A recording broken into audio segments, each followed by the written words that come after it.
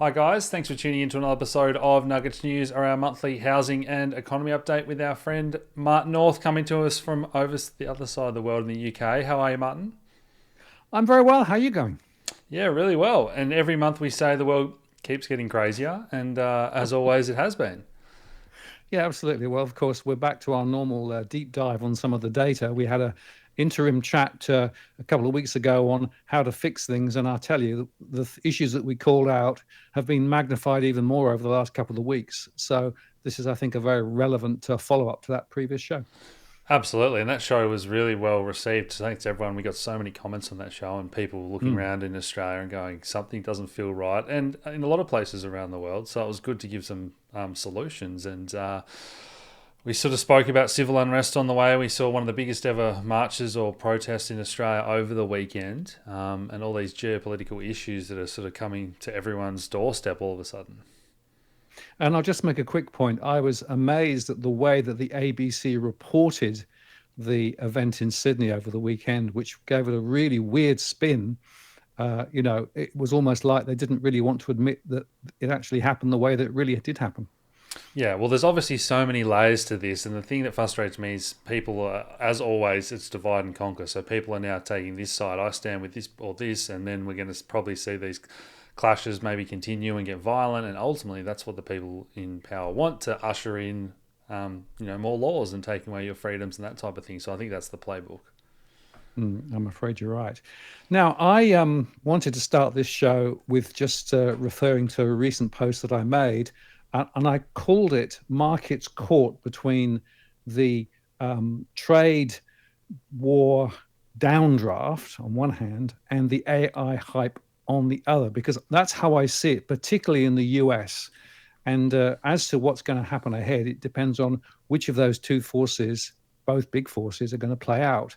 And that was picked up actually in a recent article in the Fin Review, which basically made the point that markets possibly are at risk of reversal. So the next month or so is going to be crucial. And it depends on this relativity between the trade wars and the issues to do with AI and how that plays out. So I think we're at quite a precarious state. And also bear in mind that traditionally September and October are quite weak months for the markets. Yeah, I've got a lot of thoughts on this, Martin. I might have a bit of a rant once we get through your slides and you share your thoughts on sort of where this is all going with the tech and the AI. But the stock market remains near record levels after it had that big spew after the jobs numbers were revised. Yeah, so the S&P 500 there, has been touching new highs quite regularly recently, and then it hiccuped on Friday when the job numbers came out, and then it recovered somewhat, although it was just down slightly overnight. And you can also look at the bond yields as well. The 10-year yield dropped considerably. Now that's interesting because we'd seen yields rising, and people were worrying about that. Of course, it means higher costs of government debt as well. That adjusted down, moving up very slightly again now. And just while we're talking, the gold was, close to all-time highs, not quite there, but quite close to it. The oil futures dropped a little bit as well, not least because OPEC's releasing more supply. And of course, Bitcoin is waddling around 114, so still quite high, not quite off at the peak, but quite high too. So that's sort of the quick take on where the markets are. But I'm not sure that the current market indicators tell you the full story. Yeah, I completely agree with that as well, which I want to get to in a second. But let's push on with what's driving this battle. So let's first talk about the tariffs, and of course the tariff wars continue. And if you go back, let's say 12 months or so, 2 point something percent was the typical tariff in the US. Now it's at 17% after the latest announcements. And it's worth just parsing the tariffs from a couple of perspectives. There's a reciprocal tariffs, and of course, Trump has moved the dial up. So the euro settled on 15%, the eurozone, rather than 10%. Australia's still got 10% at the moment. But then there are also tariffs that are on specific products and services. And I'm thinking here of the medical sector and some of the pharmaceuticals.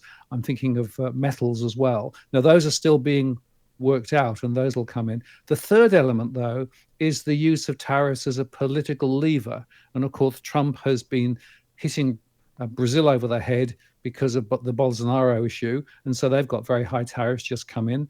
And Trump is also threatening to impose secondary tariffs on countries that are selling cheap oil to buying cheap oil from Russia, for example. So we've got all of this morass going on in terms of trying to understand the dynamics. Now, my view is this is not going to get settled anytime soon. We're going to see this going on for months and months and months.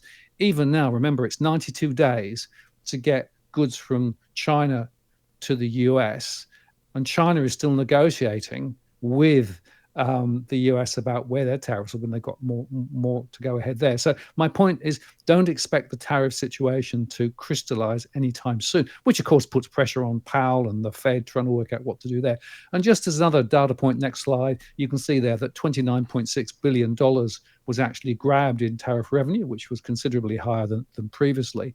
And of course, that's allowed Trump to talk about, for example, maybe releasing income tax for low earners and those sorts of things as a way to sort of rebalance the economy, whether it'll be successful or not. But of course, on the next slide, you can also see that articles like, well, tariffs could smash US business profits and all of those things are in the mix. So, you've got to say this tariff thing, it's an experiment, is quite fascinating to watch. And we've moved from TACO, which is Trump always chickens out, to perhaps wacko, which means that the world is chickening out. And the euro, I think, is a good example of the world chickening out.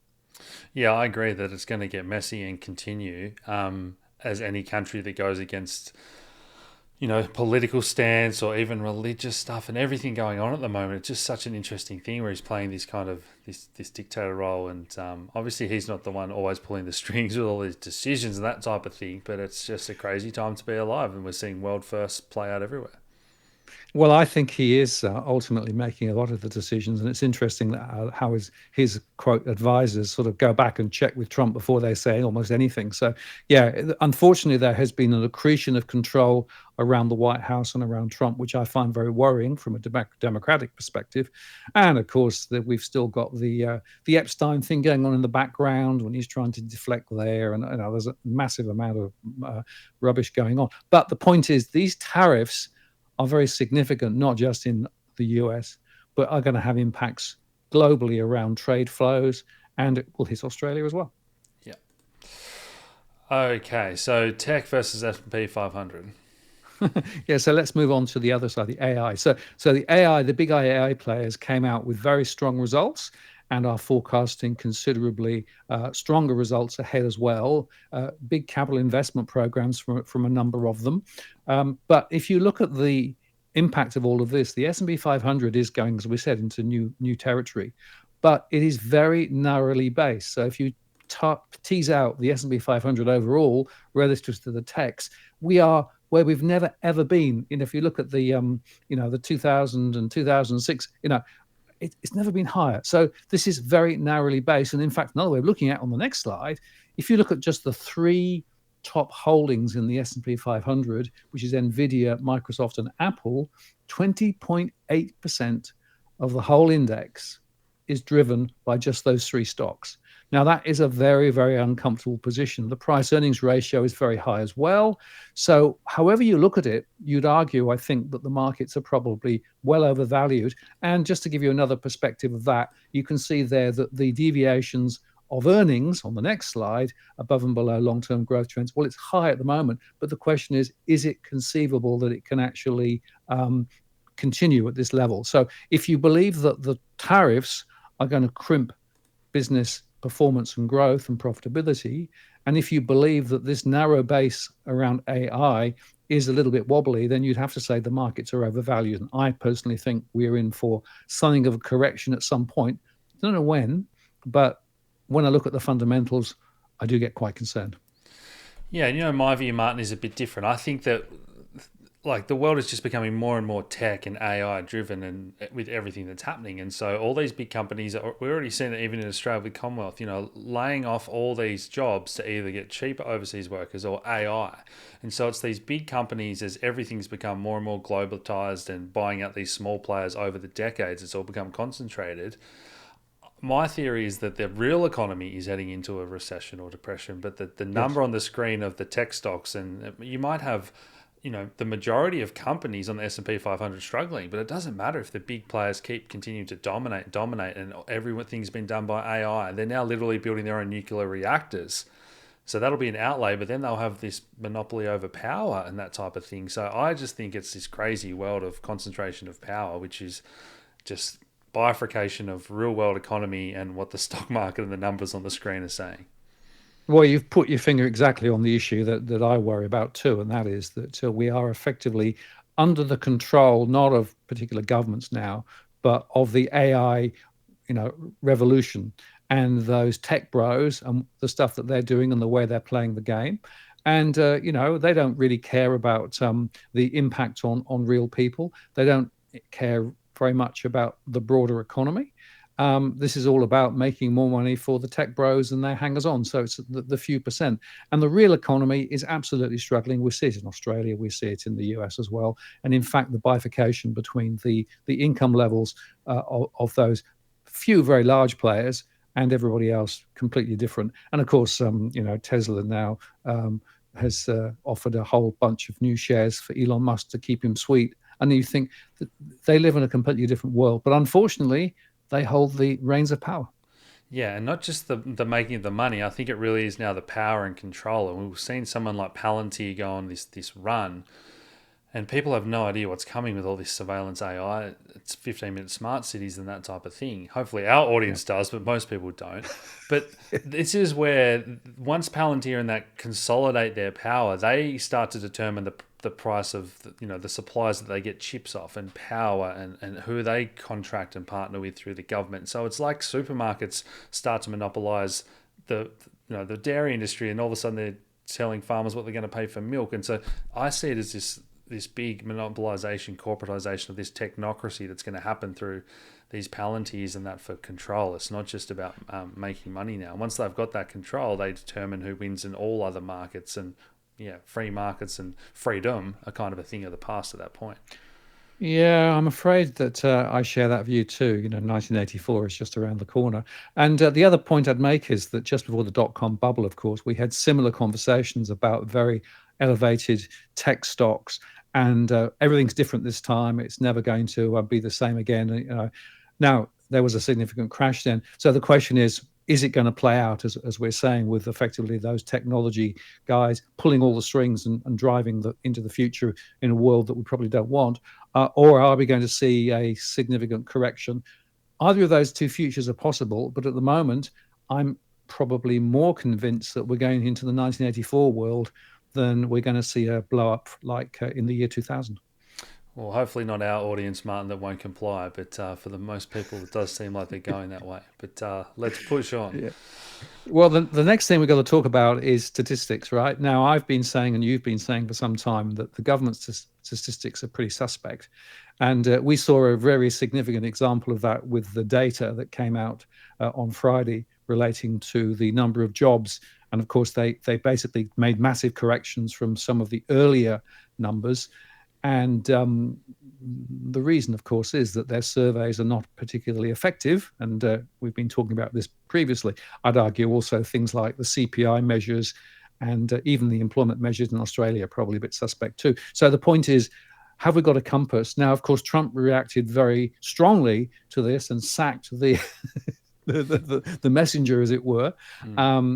Interestingly, some time ago, he was on the other side of the equation when he was trying to get back in, because then the numbers were actually, relatively strong, and he was basically quite critical. So he goes all over the place. But the point is that he didn't like the message. 800,000 jobs disappeared over the last 9 months, basically, from the numbers. Now, I don't know what the right story is, but I thought this was quite interesting from Lisa. This is from Bloomberg, making the point that there's been lots of changes over time, over and under estimates from the first estimates that are coming out. But the really important thing is the response rate to the monthly non-farm payroll survey has fallen from 60% in the late 2010s to about 40% now. And the other conclusion that she had was there's not necessarily much sign of political interference based on the recent volatility. These numbers have been volatile. But my point is, you can't trust the numbers. And that means we don't actually know what the real employment number is. But I suspect that the true unemployment is a lot higher than is being reported in the official numbers in the US and also in Australia too. And that's very significant when it comes to Fed decisions or indeed RBA decisions. Yeah, that's a great point because with these surveys, you rely on people filling them out, and if you're a small business that's struggling or whatever, that becomes not a priority at all. Whereas if you're the big tech company and you've got doing everything by the book or whatever, you're filling out your surveys and probably painting a rosier picture. And we've seen some of these record business numbers, some of the stats that have come out of Australia recently, and that type of thing. So yeah, that's why I guess your surveys again probably more accurate with a lot of the data that you are getting, hopefully, rather than these people that are not filling out their ABS surveys and whatnot. Well, I do it a different way, and of course, I'm talking to real people, which makes a big difference rather than firms. Now, of course, the Fed didn't move the rates last week, and in my show, I said the Fed stands pat, waiting for data. So they're saying, well, actually, what we're seeing is the jobs market is roughly balanced because we have lower demand because some firms aren't hiring, but the supply of workers is going down because of some of the migration changes in the US. So they're saying, well, the unemployment rate is roughly where it was. Now, that was before the BLS numbers came out, so that might change now. But anyway, the Fed was sort of standing on the sidelines. And of course, Trump said, no, we need to have rate cuts, rate cuts, rate cuts. But the other point I want to highlight is more and more as the Fed effectively reduces its balance sheet and still does more of the quantitative tightening, the Treasury in the US is issuing more and more debt. And on the next slide, you can see there, this is the one from the 31st of July. They made a significant issuance of short term Treasury bills, but they bought back longer term as bonds, right? Now, what they're doing is they're doing a bit of a switch from longer term to short term. Now, that has an issue because what it means is that they can issue a lot more bills and that can lift the amount of money in the system. You could also argue they've become a shadow Fed. So the other question about my question in that earlier show was, does that mean the Fed is becoming more and more obsolete? Because effectively, more and more of the functions of government are being coalesced around the White House and around the Treasury. And the Treasury operations under Scott Bessent is effectively almost working against what the Fed is doing. At a time when there's been so much tension between Trump and Powell, I don't know if you saw that clip where they were going into the new Fed renovations or whatever. The tension 3.1 3.1 billion. No, that's another building. It was yeah. hilarious. And again, this is another example of not money printing or not QE, or they say no, it's just buying at the shorter end of the curve and selling at the longer, and all these things where they're interfering with these markets to inject liquidity, keep things stable, get the interest rate they want, non-free markets. Absolutely. Now I'm going to skip over one slide and go to the one on the central bank gold, because the other interesting observation is there's still significant accumulation of gold by central banks. Not all central banks, the RBA has parked their gold in London, doesn't seem to care about it anymore. But some of the Asian countries are continuing to buy gold. So the gold price is being supported by central bank operations. And I think that's going to continue. So I think the gold price is going to continue to bubble higher, not least because, of course, it's also seen as a safe haven. There's a risk to the US dollar. And if you link that back to my earlier conversation about the Treasury putting more of their funding into the short term rather than the longer term bonds, that creates more uncertainty about government funding in the US, which in turn potentially has a risk to the quality and sustainability of the US dollar as a reserve currency, which again explains why it is that gold is also very much in vogue at the moment and will stay there. Yeah, and it's an interesting convo that we've been having with a lot of our, clients and on YouTube and videos and stuff. So, well, where do you park your money with the way the world's going? Because you don't necessarily want to chase gold when it's had this amazing run from 2000 to 4000, whatever. And same with Bitcoin. It's had a tremendous run the past 2 years, but you don't really want to see. I don't see property as a great investment that's just going to keep going up 8% a year like it has the past 40 years either. So, and then you've got your stocks, as you're saying, with record high overvaluations by the traditional metrics. So it's kind of like, what do you do at the moment? And I think you've just got to try and be paying down debt and thinking about what sort of lifestyle you want to live, what countries have the most freedoms. If you can't move to another country, move to another suburb or more rural and get out of the cities as this mayhem starts to pick up. So these are all the questions that people have to seriously start to ask themselves about having a plan B for the next 6, 12, 18 months in Australia and a lot around these cities around the Western world. Absolutely. And in fact, it's the everything bubble, but it's also being created by, well, government printing of money, the fact that banks are able to create credit out of nowhere and lend that, and that creates more momentum. And in fact, if you look at it a couple of slides on, there's one where I've just called out the Australian M3. This is the money supply in Australia, right?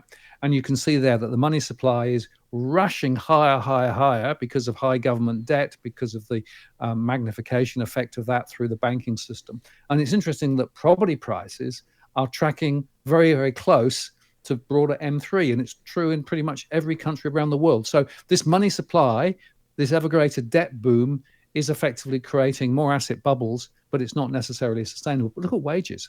Wages growth has gone almost nowhere. That's the blue line on this chart. And so that's the first indicator that Australia has got a real issue. And of course, I see that in my surveys as well. And then if you just go to one slide above, you can see there that the real per capita GDP in the US is a lot stronger than Australia. So in Australia, it's 113. In the US, it's 127. It's indexed to 200 in 2010. So you can see here that the economic fundamentals in Australia are a lot weaker. That's, of course, partly because of very high migration, including a lot of temporary migrants and students, as we'll come on to a second, but also the fact that the economic momentum that the US has been able to create through AI hasn't been replicated in Australia. So economically, we are pretty much stuffed in Australia, and yet we've got that massive bubble up in terms of money supply, which is why we've got the everything bubble.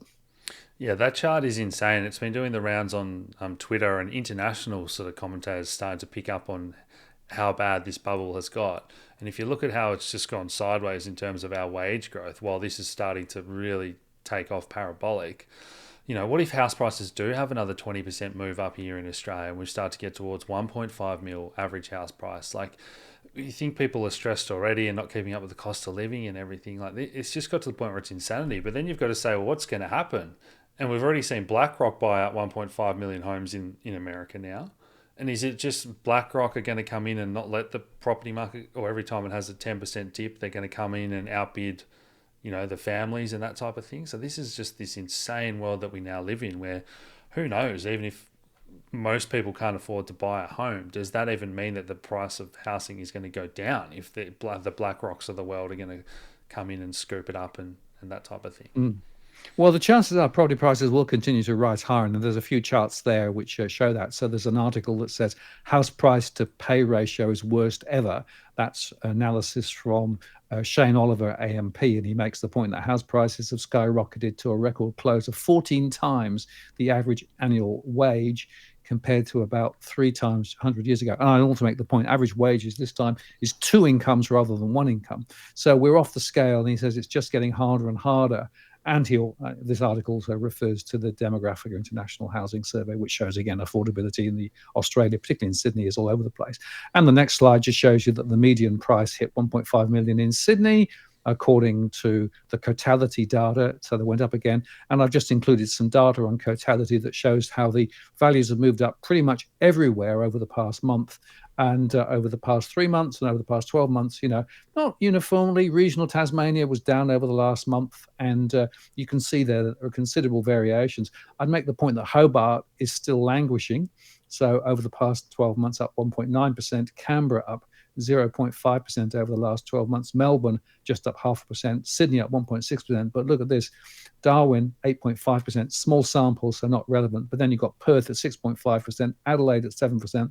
Brisbane at 7.3% over the last 12 months. So you'd argue the likelihood is that we're going to see prices continuing to rise, which just puts more pressure on households. And as we'll see, mortgage stress continues to be an issue. And just on that, if you want 2 other data points on the supply side, the dwelling approvals, well, we did get a bit of a rise, but it's still well down on where it needs to be able to meet our targets. And in that earlier article, you'll see that there's a little quote saying, over the year, a total of 185,844 homes were approved across the country. Bit of a lift, but that's 55,000 short of the 240,000 needed every year to reach the government's 1.2 million target by the middle of 2029. So they're all off the scale there.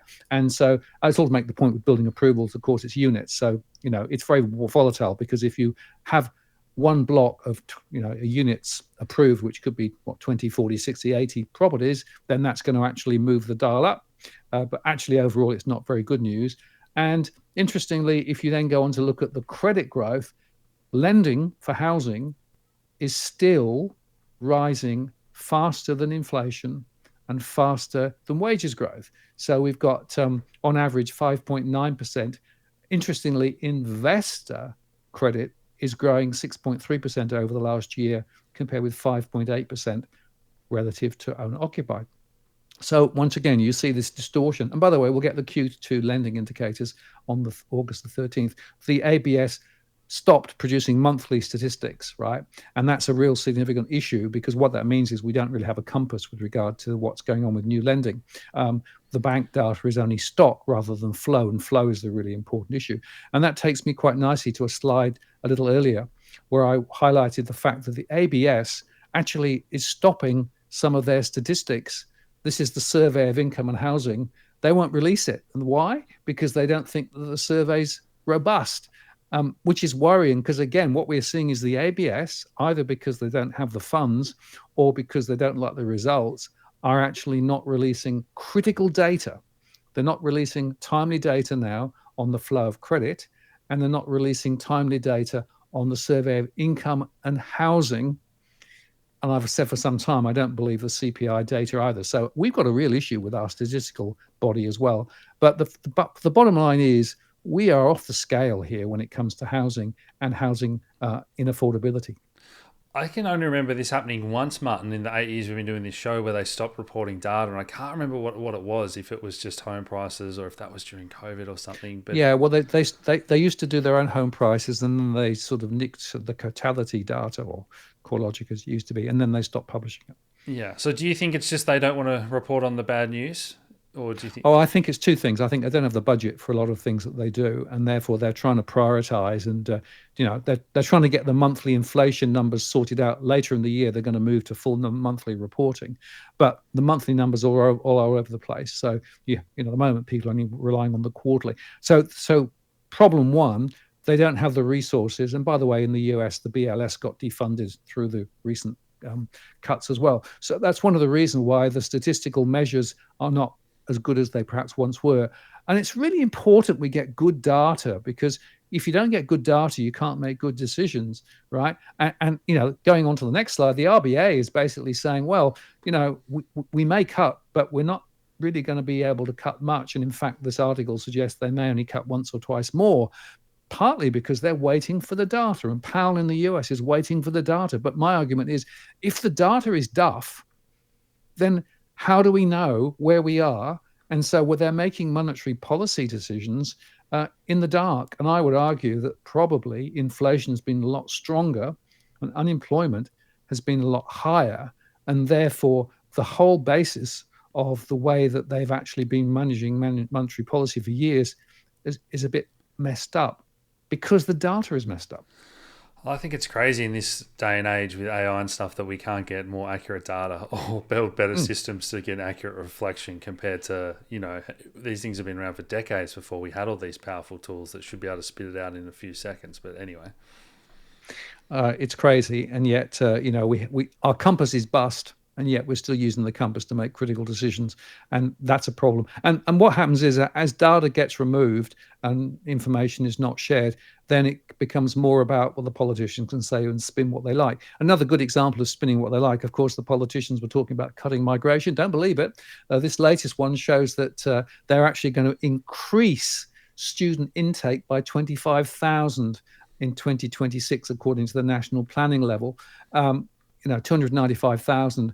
And as Scott Phillips says, if we can provide additional housing, there are more than enough people already here or planning to arrive who can use that accommodation. This is nuts. And it is absolute nuts. And by the way, just on that, if you look at the next slide, it shows you where the temporary visa holdings are based on the top 30 countries. And you can see there that India and China are actually the highest. But look at the rate of growth in India from 2019 to 2025. So you can see where a lot of the growth is coming from. It's not China, it's actually India. Yeah, these are just staggering numbers, and this is all part of this global agenda that I've covered on replacement immigration and yeah, it is just nuts to watch this all play out. But thankfully, so many Aussies are waking up and pushing back against this. There's just no reason to be doing this. It's insane. No, no, migration is way too high. We need to get migration down to a level that we can match with housing, new housing starts. Well, we're way off at the moment. Now, there's a couple of other little nuggets I just want to cover before we close. This was actually really interesting. Strata agents, they're the people who actually get paid commissions quite often to arrange insurance on stratas that they're actually managing. Sometimes it can be a very large number, 15 to 20%. Actually, in New South Wales, they're now calling for that to be stamped out. So that's a really interesting observation on a really, really problematic area, because a lot of people in the rental sector are actually finding that it's the strata fees translated via investors to lifting their rents. It's not just the interest rates on mortgages, it's actually the strata fees that are going through the roof. And of course, a lot of stratas are actually defective, and so the strata fees are going up. So this is a big deal, and I've called that out for quite some time. Yeah. Another interesting little break was this from the ACTU, who's now calling, as part of the submission for the upcoming productivity discussion, for one property limit on negative gearing and tax breaks. So the tax breaks conversation is now back in the agenda. And it's very interesting how the productivity conversation, which Chalmers started, is shifting more and more to discussion about some of the tax policies. And so that's a really interesting observation. We need more of that, because actually the tax system is completely broken. Corporate taxation is not where it should be. It should be a lot higher. Personal taxation is too high, and the tax breaks are too high as well. So there's an opportunity to actually mess with some of those things to try and deal with some of the long-term structure issues. I'm not sure the government will take it up, but I thought it was interesting that the ACTU was pushing that. Yeah, not going to be popular with politicians that own multiple homes or property investors. But at some stage, if homelessness keeps rising, you have to say, well, at what point, I've said this before, can one person own 10 properties while the average family can't afford anywhere to live? Yeah, absolutely. And tent cities are growing rather than shrinking, and more people are actually in difficulty. And in fact, that takes me to the next slide. So the latest stress data that I've just published shows that rental stress is still up there at 74.8% of households in the rental sector, very high. Mortgage stress just very slightly down, but still close to half of households with a mortgage are in difficulty. And that's a big deal. So, this is the fundamental structural issue that we have in Australia, and it's not really being spoken about sufficiently. Housing affordability is shot. The rental sector is shot. Government policies have been very bad for a long period of time, so we can expect to see more of it. And then just on the final point about government policy, I just wanted to highlight, of course, that the U16 social ban, people are beginning to wake up to this ban, as we've been talking about. This is about control. This is about the single sort of truth. This is, YouTube's now been caught by it as well. So you can see that by the back door, they're trying to give you a digital ID because you've got to verify yourself online. And then I segue that to the final slide, which is that, of course, in euro, the digital euro is coming in October, and they're talking about it now very enthusiastically from an ECB perspective. But as this post makes the point, and we've been talking about this, the digital euro, a central bank digital currency, is coming in October. And if you join digital currency, digital ID, social credit, once installed, it'll be a prison. And that's the point. So this goes right back to our earlier conversation, where there's a really, really critical issue that people need to understand. There is a plan here, there's a plot here, and we need to be acutely aware of it and resist it. And Mexico just introduced biometrics for all citizens as well. So this is all happening in all these countries at the same time. It's not a coincidence, guys. This is, stuff we've been talking about for years, and it's on our doorstep. So you've got to share these videos around and all our content related to these issues, wake people up, and hopefully we'll continue to do so as well, Martin. Absolutely. One final point, VPN growth in the UK has shot up dramatically because, of course, youngsters know how to get around the same controls that are in the UK now. And now the UK is talking about putting controls on VPNs as well. So you can see how they are pulling the levers. They are trying to be the total source of truth. Never mind statistical agencies. We'll tell you what the truth is. We'll tell you how to actually live your life. We know best. So, I come back to this idea that governments are treating us like kids rather than adults, and we need to push back. 100%. great place to finish. Hope you guys have enjoyed that one. As always, links to follow Martin's work down below and all my work in the description. And Martin will do this again next month. Cheers. Look forward to it. Take care. Bye-bye. Cheers, guys.